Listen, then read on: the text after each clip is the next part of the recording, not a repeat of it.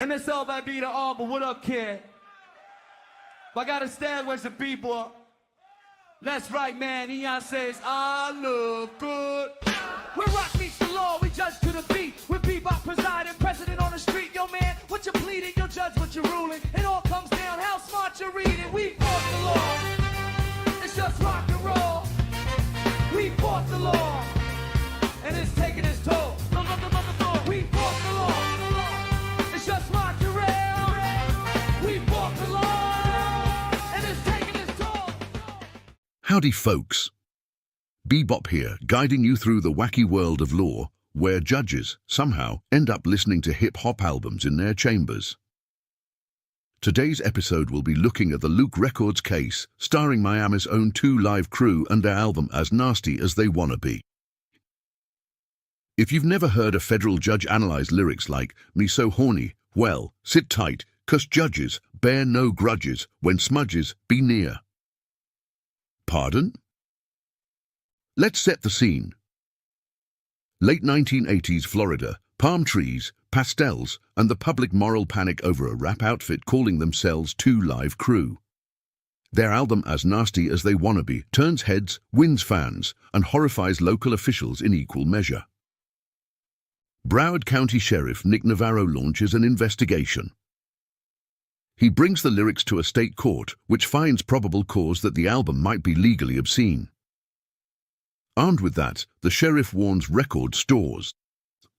Sell this, and you could be arrested. Most record store owners, keen not to share a holding cell with a huge dude called Buttons, yank the album off their shelves faster than you can say, "I'm so horny." Navarro proceeded to arrest local record store owners for selling the album and also arrested members of the group after a concert. Happily, I can tell you that all arrested parties were eventually acquitted. 'Cause Nick, he too quick, to swing his dick, and them charges don't stick. Now here's where Luke Records and 2LiveCrew make a bold legal play. They sue in federal court, seeking two things. One, an injunction to stop the sheriff from threatening arrests. This is because the sheriff's threats amounted to an unconstitutional prior restraint. In other words, the sheriff is using government power to stop speech before it happens. Prior restraints are the legal equivalent of preemptive strikes. Courts hate them. 2, a declaratory judgment that the album is not obscene. This is unusually aggressive litigation. Instead of waiting to be prosecuted, 2LiveCrew do their own preemptive strike. They ask the federal court to bless the album as constitutionally protected speech. Yo, judge, let's not fudge. Let your wording be clear. We need you to rule that our lyrics are dear. Navarro can preach, he can claim to be teach, but all he be doing is killing free speech. A legally bold move, surely. It's like walking into the courthouse and saying, not only should you stop the sheriff from hassling us, you also need to tell the whole country we're clean. At trial, the sheriff presents the cassette tape. That's it. One miserable piece of evidence. No experts. No cultural historians. Just a puny cassette. Not even a boombox for the judges to play it. For the benefit of our younger viewers, I've given you a picture of a cassette, so you sort of know what we're talking about. Meanwhile, 2LiveCrew produce a parade of expert witnesses. Psychologist Mary Haber says the album didn't arouse the average person's prurient interest. In other words, it didn't get your dodgy juices flowing. Music critics Gregory Baker and John Leland explained the album's musical innovation and its place in hip-hop history. Rhodes scholar Carlton Long, testifying about the cultural traditions embedded in the lyrics, traditions like call and response, boasting, and something called doing the dozens. All right, I hear you. What is doing the dozens? I'm glad you asked. Doing the dozens is an African-American oral tradition of playful, often exaggerated insult trading. Think of it as competitive roasting, one-upmanship through outrageous, sometimes absurd boasts or insults. It's the ancestor of modern rap battles. So when 2LiveCrew used over-the-top sexual imagery or wild claims, the experts argued, this isn't meant literally, it's a cultural performance tradition. Despite this, the district judge listens and takes the lyrics literally and views them as direct descriptions of sexual acts with no artistic or cultural framing. The judge's reasoning included the lyrics were explicit, graphic, and focused heavily on sexual acts. They were interpreted as intended to arouse sexual desire, prurient interest. The repeated refrains, like the "me so horny" lines, were seen as central sexual themes, not satire or cultural tradition. The court found no serious artistic value in the lyrics, treating them as crude descriptions rather than expressive or performative art.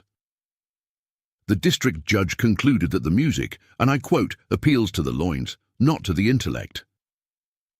On that reasoning, the judge declared the album obscene.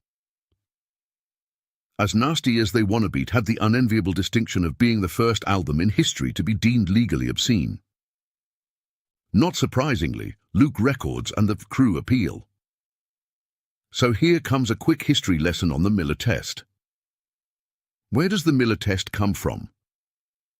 It comes from Miller versus California, 1973, a case about unsolicited adult brochures being mailed to random households. Yes, you're absolutely right to be incredulous. The Supreme Court shaped America's obscenity law because a man named Miller kept mailing pornographic leaflets to people who did not ask for them, not even on their birthday. The Supreme Court seized this chance to clarify obscenity law and created a three-part test that still governs today. 1. Prurient interest. Would the average person, using contemporary community standards, see the work as appealing to sexual desire in a shameful or morbid way? I know all about feeling shameful after sex, but morbid? That's heavy. 2. Patent offensiveness. Does it depict sexual conduct in a clearly offensive manner as defined by state law? 3. Serious value. Does the work, taken as a whole, lack serious literary, artistic, political, or scientific value? All three must be proven. If the would-be censor cannot prove all three elements, then the piece is not legally obscene. The big challenge for the appellant, the Crew, is that the original Miller test was based on naughty images, and it was created in the early 70s, when rap and hip-hop was not in the public domain. And judges were not pretty fly for white guys. There was a real danger that rap and hip-hop would not do well with the Miller test, as the music and lyrics were often prone to exaggeration and parody, were loaded with metaphor and cultural performance traditions, like the Dozens. Also, hip-hop had a structure unlike any other contemporary music form. Finally, according to many commentators, it often seemed to endorse aggressiveness and violence. So determining prurient interest or artistic value becomes far more complex than with straightforward pornography like the original Miller case. Also, music is inherently expressive, even without lyrics. The appellate court notes this point explicitly, laying the foundation for future arguments that music can never be obscene as determined by the Miller test. But the Crew needn't have worried. Because here come the appellate judges, three people who were probably not expecting to spend their workday analyzing Miami-based tracks. The 11th Circuit made some clear and definite rulings when overturning the obscenity finding. 1. The sheriff presented no evidence, only the tape. You can't satisfy the Miller test with nothing but a cassette and a prayer. 2. The district judge improperly relied on personal impressions about community standards and artistic value rather than adopting the proper objective test. In other words, a judge's gut feelings and personal prejudices do not constitute admissible legal evidence. On the other hand, the expert witnesses for the Crew overwhelmingly established serious artistic value. The sheriff offered nothing to rebut that.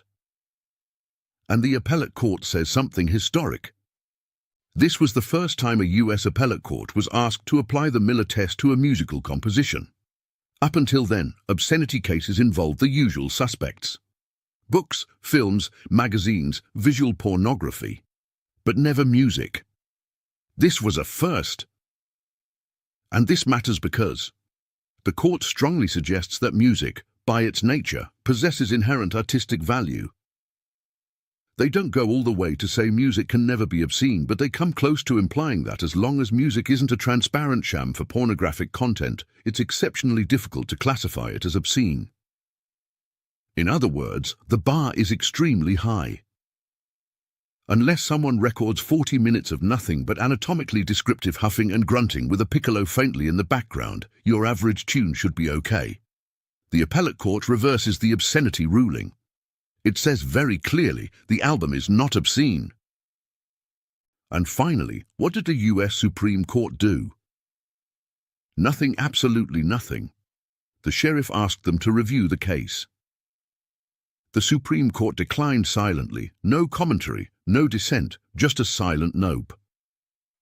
This meant that the 11th Circuit's decision would stand as precedent for future cases. And in Supreme Court terms, that's basically them saying, we're not touching this nutcracker with a 10-foot pole. Kick it back to the MIA, where the speakers stay thumping, 2LiveCrew in the house and the whole block jumping. Bass hitting low like the floor, about to crack, while the lawman trying to tell him what to say on a track. They said, nah, we ain't stopping, we ain't lowering the heat. If the First Amendment lives, then it lives in these streets. From the 305 courts to the club door line, crew fought hard to keep every lyric and rhyme. Judges Callan and Obscene trying to shut down the booth, but the crew stood tall, said, we just speak truth. Miami chat in the air, whole city got their back, cause you can't cage freedom in a bass-driven track.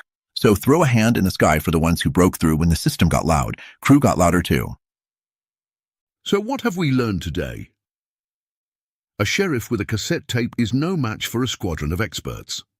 Rap culture has deep roots that courts must understand before judging. The Miller test wasn't designed for music and nearly broke its legal brain trying to understand it. And sometimes the Supreme Court expresses itself best by not saying a word. I'm Bebopolular. I'll try to be cooler, but the law is my mistress, she also my business. I'll see you next time on I Fought the Law.